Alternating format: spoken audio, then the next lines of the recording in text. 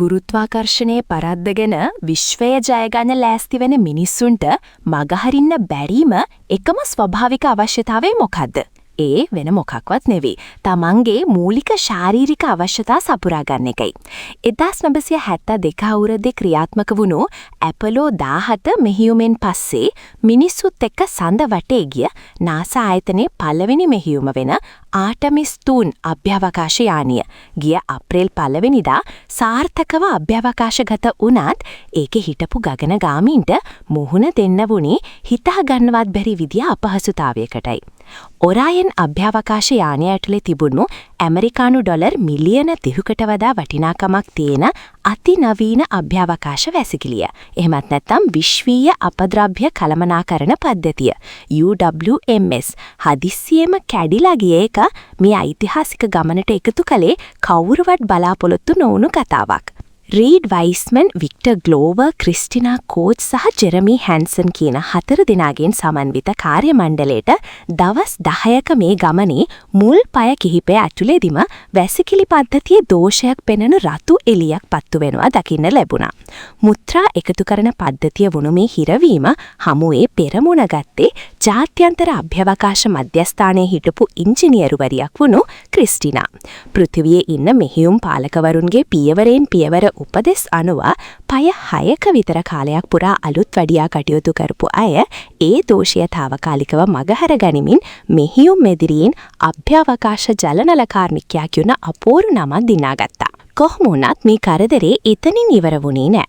මෙහෙයුමේ 3 වෙනි සහ 4 වෙනි දවස් වෙනකොට තවත් බරපතල ගැටලුවක් මතුවුණේ. අභ්‍යවකාශයේ තියෙන අධික සීතල නිසා යානයෙන් එළියට විවෘත වෙන මුත්‍රා බටේ ඇතුලේ ඒවා මිදෙන්න ගත්තු නිසායි.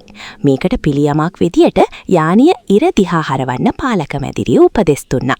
ඉරේ රස්නින් බටේ උණුසුම් කරලා අයිස් දිය කරලා හරින්න යාලා යම් තාක් දුරකට සමත් වුණා. මෙච්චර දියුණු තාක්ෂණයක් තිබුණත් වැසිකිළිය හදනකම් ඇපොලෝ යුගයේදී වගේ ආයෙත් ප්ලාස්ටික් බෑග් CCUs පාවිච්චි කරලා Tamanගේ අවශ්‍යතා සපුරා ගන්න ගගනගාමීට සිද්ධ වුණේකින් අභ්‍යවකාශ ගමනක තියෙන ප්‍රායෝගික දුෂ්කරතා හොඳටම පේනවා. පටු අභ්‍යවකාශ කුටියක් ඇතුලේ මේ වගේ පද්ධතියක් අක්‍රිය වෙන එක සුළුවට හිතන්න පුරුවන් දෙයක් නෙවෙයි. පද්ධතියෙන් ආපු අමුතු පිච්චන ගඳත් නිතරම ආපු දෝෂත් නිසා අනාගතය කරන්න ඉන්න ආටමිස් 3 වගේ දීර්ඝකාලීන සඳ තරණය කිරීමේ මෙහෙයුම් වලට ලොකු අනතුරු ඇඟවීමක් කරනවා. ගුරුත්වාකර්ෂණයේ නැති පරිසරයක සනීප ආරක්ෂාව පවත්වාගෙන යන්නේක ගගනගාමීන්ගේ මානසික වගේව ශාරීරික සෞඛ්‍යයටත් කෙලින්ම බලපාන නිසායි. අභ්‍යවකාශ ජීවාධාරක පද්ධතිවල විශ්වාසවන්තකම ගැන නාසා ආයතනයට ආයෙත් සැරයක් ගැඹුරින් හිතලා බලන්න මේ සිදුවීම බල කරලා තියෙනවා. ඇපොලෝ 13 මෙහෙයුම තිබු දුර වාර්තා පවා කඩලා දාමින් ආටමිස් 2 යානය අප්‍රේල් 10 වෙනිදා කිසිම කරදරයක් නැතුව පෘථිවියට ආවත් ඩොලර් බිලියන ගානක අභ්‍යවකාශ වැඩසටහනක සාර්ථකත්වයේ රැඳිලා තියෙන්නේ යානිය රොකට් එන්ජිම මත විතරක් නෙවෙයි කියලා දැන් පැහැදිලි.